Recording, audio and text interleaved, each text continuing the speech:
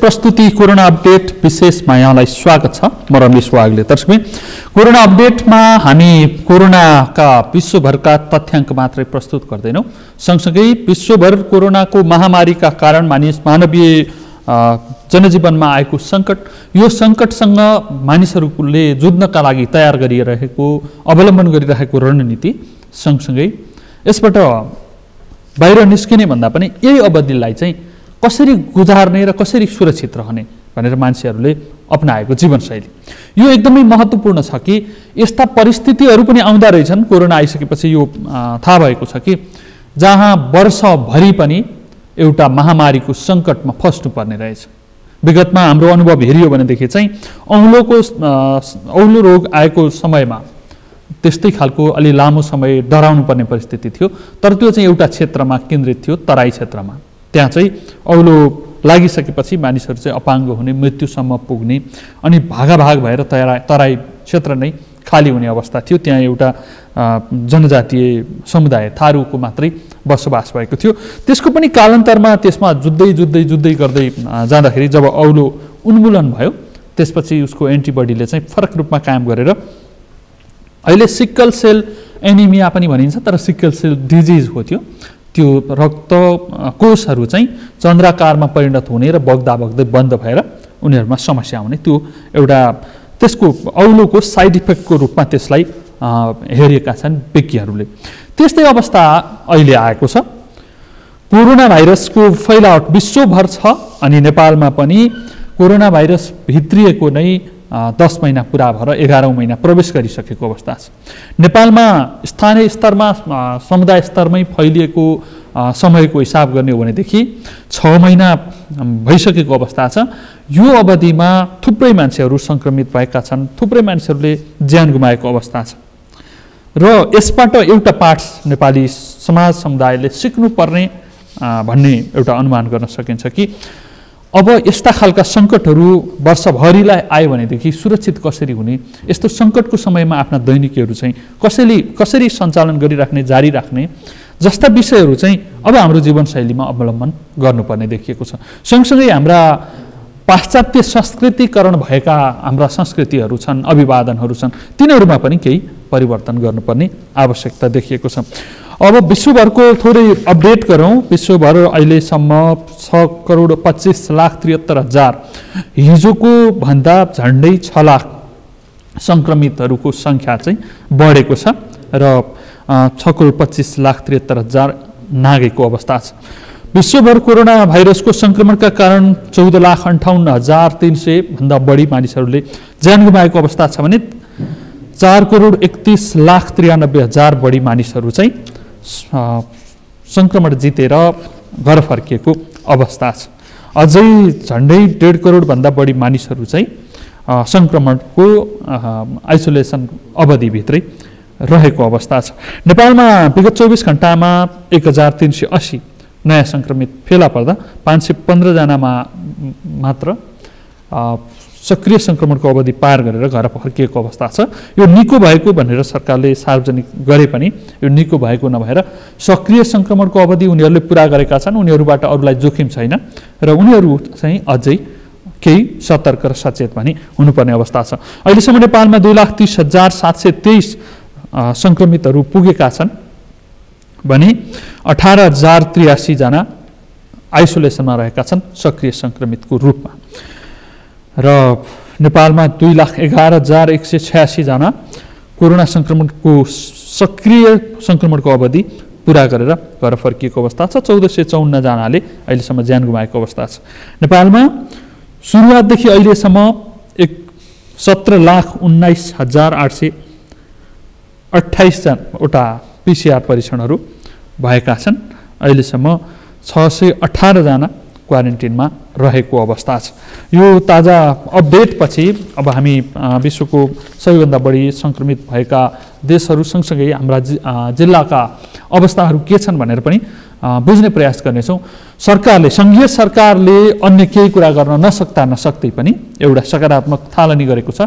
स्थानीय तहहरूलाई आफै अस्पताल बनाउने र त्यसलाई आइसोलेसन सेन्टरको रूपमा कोरोना लागिहाल्यो भनेदेखि त्यो तत्कालको व्यवस्थापन चाहिँ स्थानीय स्तरमै गर्ने गरी बजेट पठाइदिएको छ। सरकारले 10 लाख रुपियाँ प्रति स्थानीय तह बजेट पठाइसकेपछि त्यहाँ कोरोना अस्थायी अस्पताल निर्माणको प्रतिस्पर्धा जस्तै भएको छ र त्यसरी बनेका पनि छन्। त्यसरी बनिसकेपछि जनशक्तिको व्यवस्थापन चाहिँ स्थानीय तह आफैले गर्नुपर्ने अवस्था छ। त्यसरी गर्दाखेरि नर्स र कार्यालय सहयोगी स्वास्थ्य सहयोगीको पदमा त जनशक्ति पाइएको छ, तर 3 महिनाका लागि अस्थायी रूपमा मात्रै नियुक्ति गर्ने भनिसकेपछि एमबीबीएस डाक्टरहरू चाहिँ अभाव भएको छ र त्यो केयर गर्दै गर्दाखेरि पनि सामान्य नर्सिङ केयर बाहेक थप केयर चाहिँ नहुने अवस्था देखिएको छ। यसले स्थानीय तहलाई अब पैसा मात्रै दिएर हुने रहेछ त भन्ने बहस उठाएको छ र यो फेरि पुनर्मूल्याङ्कन र एकपटक सोच्नुपर्ने अवस्थामा चाहिँ सङ्घीय सरकारलाई पुर्याइदिएको छ। यस्तै अवस्था म्याग्दी जिल्लामा पनि भएको छ। गण्डकी प्रदेशको म्याग्दी जिल्ला, त्यहाँ स्थानीय तहहरूले अस्थायी कोरोना अस्पताल त बनाएका छन्, तर सञ्चालनमा चाहिँ केही जटिलता भएको भन्ने हामीलाई जानकारी प्राप्त भएको छ। ती जटिलताहरू चाहिँ के हुन् अब हामी कुरा गर्नेछौँ। हाम्रा सहकर्मी सन्तोष गौतम यति बेला प्रत्यक्ष सम्पर्कमा हुनुहुन्छ। सन्तोषजी। हजुर रमेशजी।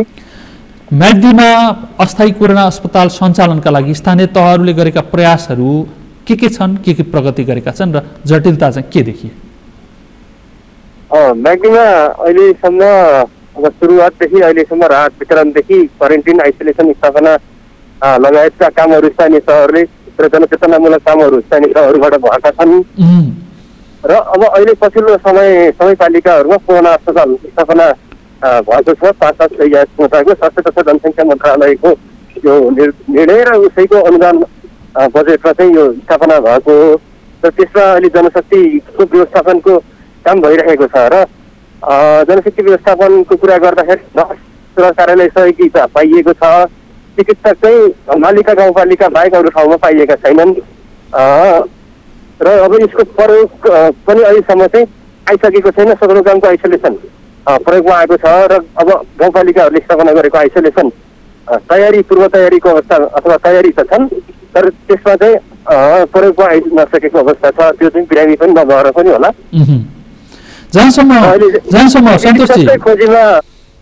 जहाँसम्म स्थानीय तहहरूले अस्थायी कोभिड अस्पताल बनाइसकेपछि त्यसको सञ्चालनका लागि एमबीबीएस डाक्टरको लागि दरखास्त आह्वान गरेका थिए नि, त्यो दरखास्त आह्वानको अवधिमा दरखास्त नपरिसकेपछि फेरि दरखास्त आह्वान गरिराखेको अवस्था छ कि व्यक्तिगत सम्पर्कबाट नै खोजीको कार्य अघि बढाइएको छ कि के गरिराखेको अवस्था छ? अब अहिले कसैले त्यसको म्याद थपेका पनि छन्, कसैले चाहिँ व्यक्तिगत सम्पर्क गरेर डाक्टरहरू चाहिँ खोजी, जनप्रतिनिधि कर्मचारी सबैले डाक्टरहरू खोजिरहेका छन्। तर पनि अब यो दुर्गम हिमाली जिल्ला कम सुविधा अलिक जोखिमको काम गर्नुपर्ने भएको कारणले गर्दाखेरि डाक्टरहरू पाउन चाहिँ नसकेको अवस्था छ। यहीँको स्थानीय पनि जनशक्ति नभएको, यहीँकाले चिकित्सक पेसा अथवा त्यो विषय नपढेका कारणले गर्दाखेरि पनि बाहिरबाट चाहिँ आउनलाई अलिक गाह्रो मानेको जस्तो यहाँको अनुभव छ। सन्तोषजी, चिकित्सा शिक्षा सम्बन्धी बहस हुँदाखेरि चाहिँ हाम्रो यहाँको आवश्यकता धान्नेभन्दा बढी जनशक्ति चाहिँ एमबीबीएस पढेर पास गरेकाहरूको नै भइसकेको अवस्था छ। एमबीबीएस पढेपछि पनि बेरोजगारी छ, त्यसको रोजगारीको ग्यारेन्टी गर्नुपर्ने, उनीहरूलाई काम दिन सक्नुपर्ने भनेर पनि बहस भएको थियो। अहिले त्यहाँको अवस्था हेऱ्यो भनेदेखि त त्यो बहस त सही रहेनछ जस्तो देखियो नि, होइन? हजुर, अब यो म्याग्दीको मात्र नभएर धेरै पालिकाहरूले जस्तो दुर्गमका गाउँपालिकाहरूले बनाएको कोरोना अस्पतालले डाक्टर नपाएको अवस्था छ। अब यसले हेर्दाखेरि त अब कि त सरकारले दिने सेवा सुविधा कम भयो र उनीहरूले पढ्दाखेरि भएको लगानी बढी भयो र त्यसले नमिल्ने भएपछि उनीहरू मानेनन् भन्ने कुरा भयो, अथवा अब यस्तो महामारीको बेलामा पनि त्यसरी राज्यले लगानी गरेको अथवा आफैले एउटा अनुवाद हासिल गरेर बसेकाहरूले पनि राज्यलाई सहयोग नगरेको जस्तो पनि बुझिने भयो। एउटा बहस चाहिँ अब सङ्घीय सरकारले पैसा मात्रै पठाइदिएर अझै हुने अवस्था रहेनछ, स्थानीय सरकारलाई जनशक्ति पनि पठाउनु पर्ने रहेछ अस्थायी रूपमै भए पनि भन्ने पनि देखियो। सङ्घीय सरकारसँग पहल गर्ने, हामीले यसरी गरेका प्रयासहरू चाहिँ सफल हुन सकेनन् भनेर प्रदेश र सङ्घीय सरकारसँग कुरा गर्ने सन्दर्भमा चाहिँ स्थानीय प्रतिनिधिहरूले केही प्रयास गरेका छन् अथवा आफै खोज्ने मनस्थितिमा बसिरहेको अवस्था हो? अब छ कतिपय स्थानीय तहहरूले अब यो कोरोना अस्पताललाई पछि अब अहिले प्रत्येक पालिकामा अस्पताल बनाउने भन्ने खालको योजना छ। त्यसैमा रूपान्तरण गरेर त्यसैमा चाहिँ उनीहरूको रोजगारीलाई निरन्तरता दिने, सेवा सुविधा थप गर्ने हिसाबले चाहिँ उनीहरूले योजना बनाएर त्यसरी अब चिकित्सक खोजिरहेको अवस्था छ। र अब आजै भोलि नै भनौँ मङ्सिरको 15 गते सङ्घीय सरकारले देशका सबै स्थानीय तहमा 5 देखि 15 सय क्षमताको अस्पताल बनाउने भनेर शिलान्यास गर्ने घोषणा पनि गरेको छ। त्यस अनुसार चाहिँ अब म्याग्दी जिल्लामा एउटा मात्र पालिकाले अस्पतालको जग्गा व्यवस्थापन गरेको छ, 2वटा पालिकामा जग्गाको विवाद छ र एउटा पालिकामा जग्गाको विवाद अथवा ठाउँको विवाद नभए पनि कुन ठाउँमा कस्तो जग्गामा बनाउने भन्ने चाहिँ टुङ्गी छैन। सबै सङ्घीय सरकारले गरेको मङ्सिर 15 मा अस्पतालको भवन शिलान्यास गर्ने यो कार्यक्रम एउटा चाहिँ म्याग्दी जिल्लामा एउटा मात्रै पालिका भन्दा अर्को पालिकाले गर्ने जस्तो देखिन्न र त्यही पनि अब यो भवन बनाउनलाई टेन्डर प्रक्रिया पनि सुरु भएको अवस्था चाहिँ छैन। यो शिलान्यासको लागि शिलान्यास मात्रै हुने सम्भावना छ।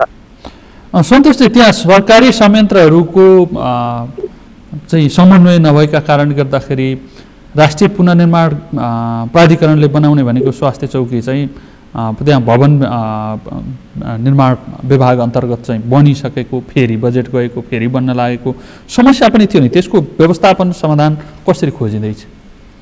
हो, त्यो पनि एउटा समस्या छ। त्यो अर्को एउटा स्वास्थ्य चौकीको स्थान अन्नपूर्ण गाउँपालिकाको स्थान स्वास्थ्य चौकीको भवन निर्माणको सन्दर्भमा यस्तो खालको आएको हो र यो समन्वय नहुनु र अब अलिकति अपडेट नहुनु, त्यसपछि केही कारणले गर्दाखेरि एक अर्का निकायबीच यो काम गर्नलाई मात्रै र भवन बनाउनलाई मात्रै बजेट सकुनाले मात्रै काम गर्ने शैलीको कारणले गर्दाखेरि पनि त्यस्तो हो। र अब 5-6 वर्ष पहिला भागेको भवन अहिले बल्ल योजना पर्ने त्यस्तो खालको प्रवृत्ति अथवा हाम्रो समस्याले पनि यसरी समस्या निम्ताएको छ। जहाँसम्म सरकारी संयन्त्रहरूले कसले के काम गर्यो भनेर प्रगति विवरण प्रस्तुत गर्नुपर्ने सामूहिक समन्वय मार्फत एउटा तथ्याङ्कहरू सङ्कलन गर्नुपर्ने त्यो कामको सट्टा चाहिँ एउटाले भवन बनाइसक्यो, त्यो कुरा थाहा छैन, अर्कोले त्यही ठाउँमा त्यही भवन बनाउने भनेर बजेट पठाइराखेको अवस्था छ होइन। हाम्रो यो विकास निर्माणको सन्दर्भलाई लिएर चाहिँ कतिसम्म एउटा कुहिरोको काग जस्तो भएर हराइराखेर गतिविधिहरू सञ्चालन भएका रहेछन् भन्ने यो उदाहरण पनि हो, एउटा उदाहरण नमुना हो। जहाँसम्म यो कोरोना के अरे सङ्क्रमितहरूको व्यवस्थापनको सन्दर्भ छ नि, सुरुमा त्यहाँ भारतबाट रोजगारी गरेर आउनेहरू, अन्यत्रबाट पनि आउनेहरू सङ्क्रमित देखिएको अवस्था थियो, बिचमा समुदाय स्तरमा पनि फैलियो। अहिले चाहिँ त्यो व्यवस्थापनका लागि चुनौतीपूर्ण छ कि खालि जाडो महिनामा अलिकति सङ्कटपूर्ण अवस्था आउन सक्छ, त्यति बेलाका लागि तयारी हालतमा बसौँ भन्ने स्थानीय तहको प्रयास हो, के देखिन्छ?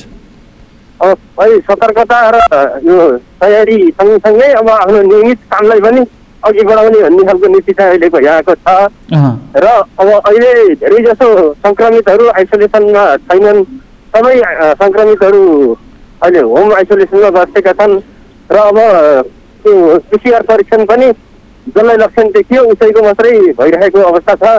पहिलाको जस्तो त्यति धेरै अब कन्ट्याक्ट टेस्टिङ गर्ने त्यस्तो खालको चाहिँ देखिएको छैन। अहिले अब नागरिक नै आफै जिम्मेदार भएर सचेत भएर सबै जिम्मेदारी नागरिक चाहिँ आफ्नै छाप्दामा आइपुगेको जस्तो देखिन्छ। धन्यवाद सन्तोषजी, आफू सुरक्षित रहँदै रिपोर्टिङ जारी राख्नुहोला। उहाँ हुनुहुन्थ्यो हाम्रा म्याग्दी सहकर्मी सन्तोष गौतम। हामीलाई जानकारी गराउँदै हुनुहुन्थ्यो कि त्यहाँ अस्थायी कोरोना अस्पताल स्थानीय तहहरूले निर्माण त गरेका छन्, तर त्यसको सञ्चालन गर्नका लागि जनशक्तिको अभाव भएको छ। सङ्घीय सरकारले बजेट पठाइदिएको छ, तर त्यो बजेटको प्रयोग गर्नका लागि जनशक्तिको आवश्यकता पर्छ। अब नयाँ एमबिबिएस डाक्टर त्यहाँ लानको लागि चाहिँ 3 महिनाको मात्रै नियुक्तिको इजाजत अहिले छ। 3 महिना मात्रै काम गर्दाखेरि एउटा जोखिमपूर्ण क्षेत्रमा जाने, 3 महिना काम गर्ने, त्यो पनि न्यूनतम सरकारी सुविधामै। त्यसो गर्दाखेरि जान तयार नहुनेको एउटा समस्या भइरहेको छ भने अर्कातिर सङ्घीय सरकारका मातहतका निकायमा कतिपय डाक्टरहरू काम नपाएर बसेको अवस्था पनि छ। उनीहरूलाई स्थानीय तहमा गरेर सेवा गरेर फर्किँदाखेरि उनीहरूले प्राप्त गर्ने नम्बर अलिकति बढाउन सक्ने त्यस्ता केही नीतिहरू ल्याउने हो भनेदेखि चाहिँ अलिकति फरक पर्थ्यो होला। यस्तै अवस्था छ स्थानीय तहहरूको। स्थानीय सरकारले स्थानीय नागरिकसँगको समन्वयमा अस्थायी कोभिड अस्पताल पनि बनाएका छन्, तर सञ्चालन गर्न चाहिँ अप्ठ्यारो भइरहेको छ। प्रदेश नम्बर 1 को 5 थरमा चाहिँ के छ त त्यसको अवस्था? स्थानीय तहहरूले अस्पताल नबनाएका हुन् अथवा बनाएका अस्पतालहरू सञ्चालन गर्न कठिनाइ भएको छ कि अथवा त्यहाँ चाहिँ सञ्चालन गर्न सहज भएको छ त? हामी बुझ्ने प्रयास गर्छौँ।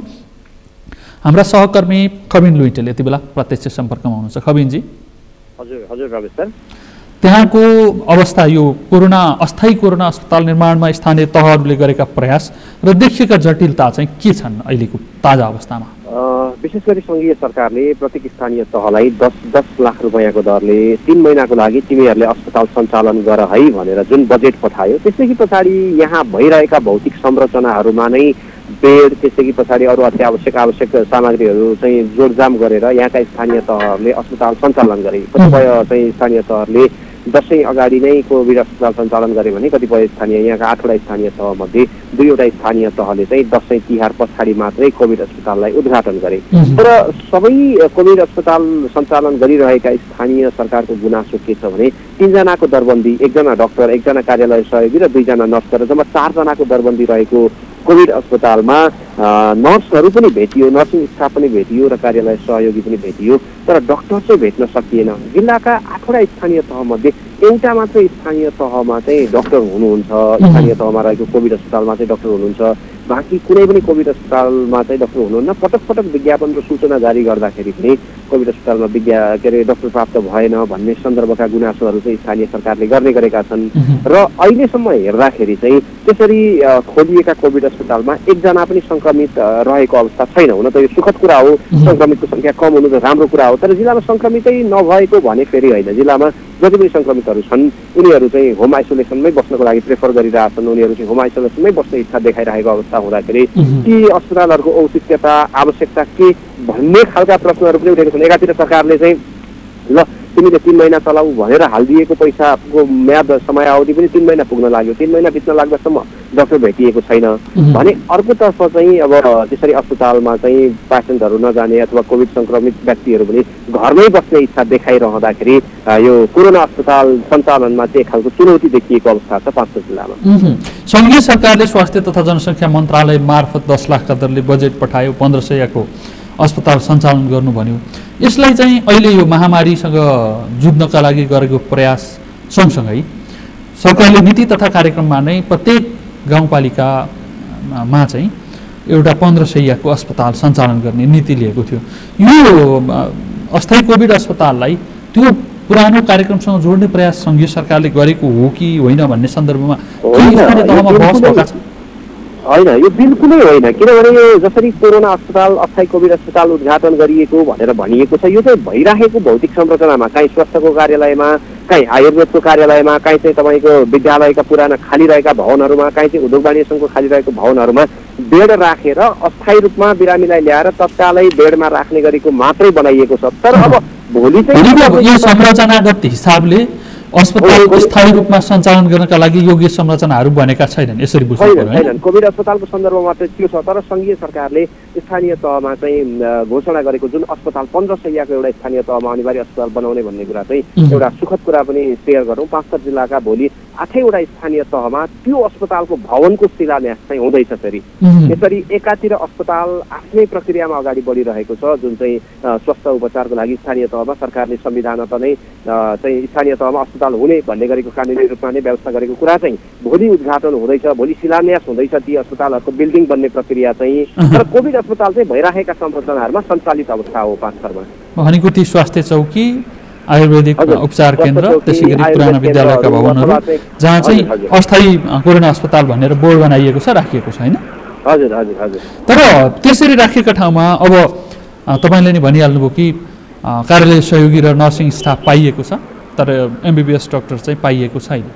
अब 3 महिनाका लागि सङ्घीय सरकारबाट गएको बजेटबाट नै तलब खुवाउने भनिएको छ। अब यो एमबिबिएस डाक्टर पनि नपाइने र त्यो अस्पताल पनि सञ्चालन नगरिकन तलब खुवाउनु पर्ने अवस्था आउने जोखिम चाहिँ कतिको देखिन्छ? पक्कै पनि यो अब अस्पताल सञ्चालन भएको छैन भन्दाखेरि नर्सिङ स्टाफ र कार्यालय सहयोगीहरूले त त्यहाँनिर ड्युटी गरिरहेको अवस्था छ। अब उनीहरू त नियमित रूपमा ड्युटीमा छन्, उनीहरूले पारिश्रमिकको विषय त अब त्यसमा विवादै रहेन। तर जहाँ डाक्टर छैनन्, अब 10 लाख रुपियाँले, अब तर यहाँको स्थानीय सरकारको चाहिँ अपेक्षा के छ भने सङ्घीय सरकारले 3 महिनाको लागि भनेरै बजेट पठाएको भए पनि यो चाहिँ समयावधि थप छ, यसको चाहिँ म्याद थप छ, त्यो हिसाबले चाहिँ हामीहरूले तयारी गर्नुपर्छ भन्ने खालको बुझाइ पाएको छु मैले यहाँका स्थानीय सरकारले चाहिँ। सङ्घीय सरकारले 3 महिना भने पनि यो परिस्थिति तत्कालै सुधार नहुन सक्छ, परिस्थिति यस्तै अवस्था यस्तै रह्यो भनेदेखि चाहिँ सङ्घीय सरकारले सहयोग गर्छ भन्ने एउटा पार्ट हो। अर्को दोस्रो पाटो पनि स्थानीय सरकारका लागि ती अस्पताल ती जनशक्ति त अत्यावश्यक हुन्। त्यो एउटा न्यूनतम आवश्यकता स्वास्थ्य चौकीमा पनि एमबिबिएस डाक्टर राख्नुपर्छ भन्ने कन्सेप्ट तयार भइसकेको अवस्था छ। अब त्यो बनेका संरचनाहरूलाई स्थायित्व दिन्छौँ, त्यो जनशक्तिलाई पनि हामी निरन्तरता दिन्छौँ, स्थायी गर्ने प्रक्रियामा हामी जान नसकौँला तर सेवा सुविधालाई निरन्तरता गर्ने कुरामा ग्यारेन्टी गर्न सक्छौँ। त्यसरी भन्यो भनेदेखि एमबिबिएस डाक्टर पाउन अलिकति सहज हुन्थ्यो कि?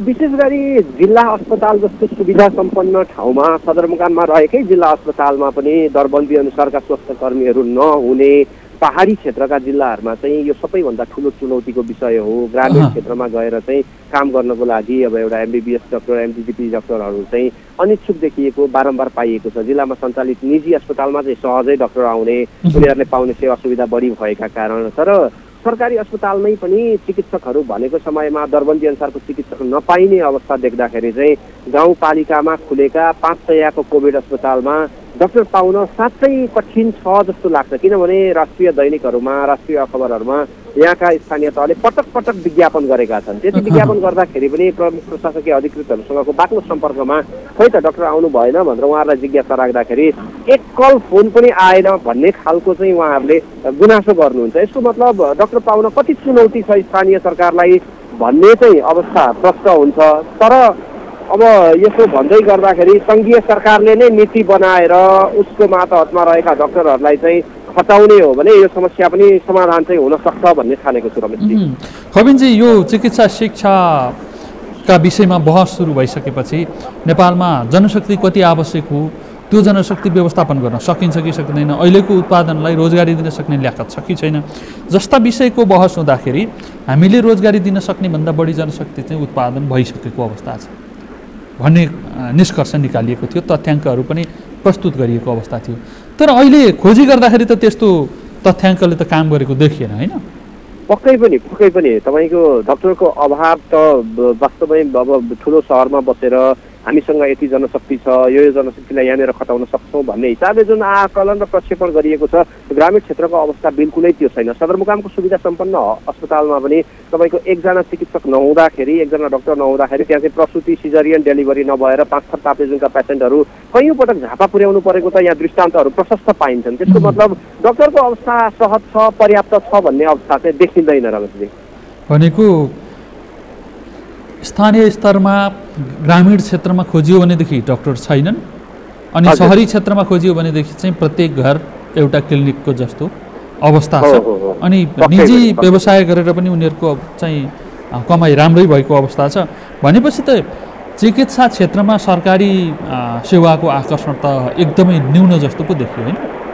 पक्कै पनि सरकारी संस्थामा चाहिँ चिकित्सकहरू आएर काम गर्न नपाए हुन्थ्यो भन्ने खालको विशेषतः जनघनत्वसँग पनि जोडिनु रहेछ। डाक्टरहरूको आम्दानी चाहिँ भनेको अब कहाँ बाक्लो जनघनत्व छ त्यहाँ चाहिँ केही न केही बिरामीको फ्लो बढी हुन्छ। त्यसो भएपछि निजी क्लिनिकहरूमा काम गर्दाखेरि पनि आम्दानी बढ्ने भयो। अब एउटा गाउँपालिकाको सिङ्गो जनसङ्ख्या चाहिँ तपाईँको 15-20 हजार जनसङ्ख्या हुन्छ। अनि त्यो 15-20 हजार नै पनि त्यहाँ सेवा लिनको लागि नपुग्न सक्छ।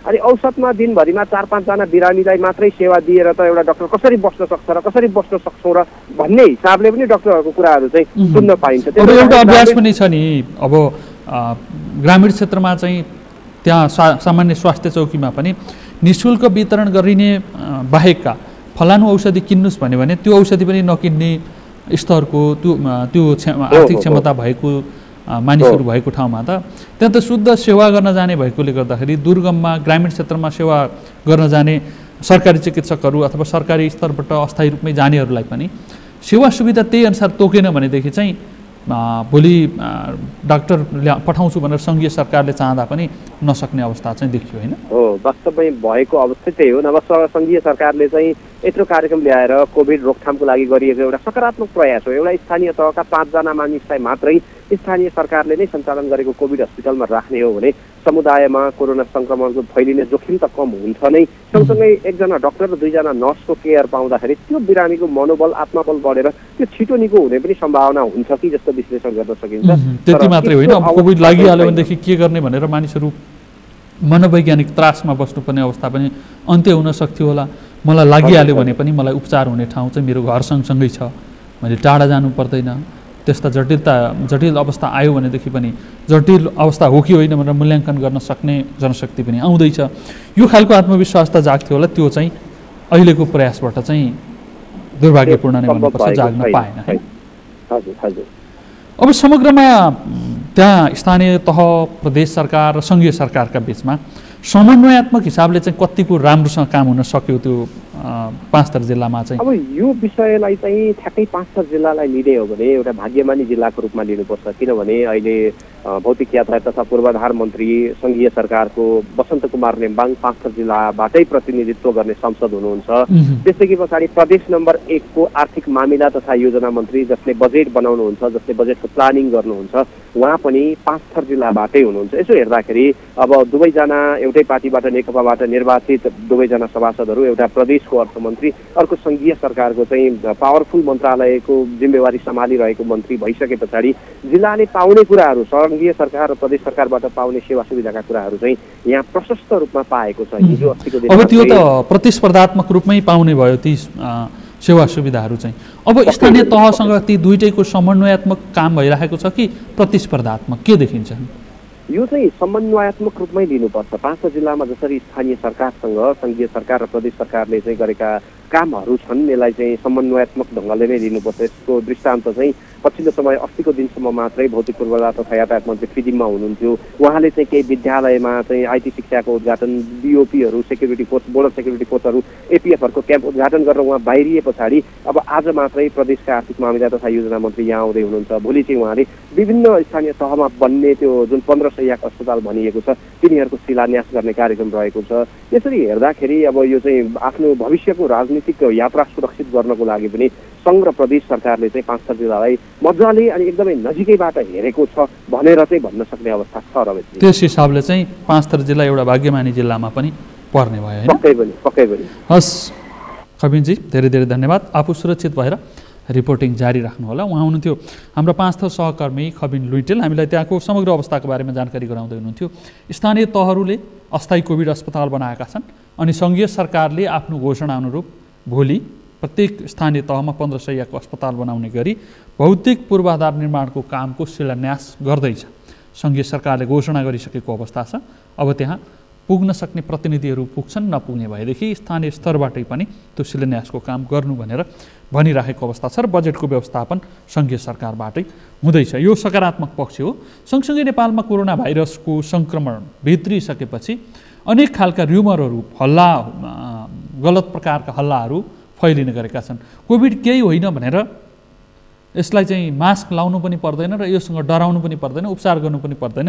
यो शक्ति राष्ट्रहरूले आफ्नो व्यापार वृद्धिका लागि चलाएको एउटा त्रासपूर्ण हल्ला मात्रै हो भन्ने खालका एउटा बहसहरू पनि छन्। त्यसको पछि नलागौँ। कोभिड लागिसकेपछि एकदमै स्वस्थ व्यक्तिहरूले मृत्युवरण गर्नुपर्ने एकदमै दुःखद घटनाहरू पनि भएको अवस्था छ।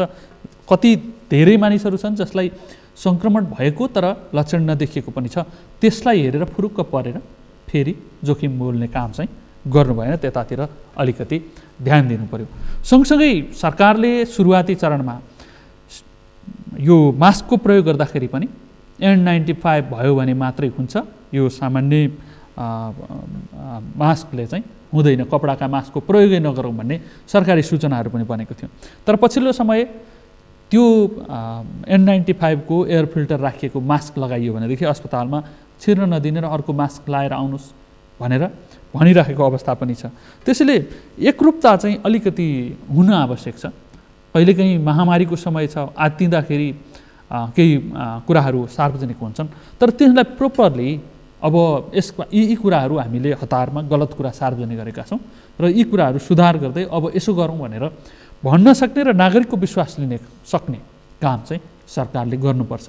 होइन भने नागरिकका तर्फबाट बोल्नेहरूलाई नै गाली गरेर चाहिँ समस्याको समाधान हुँदैन।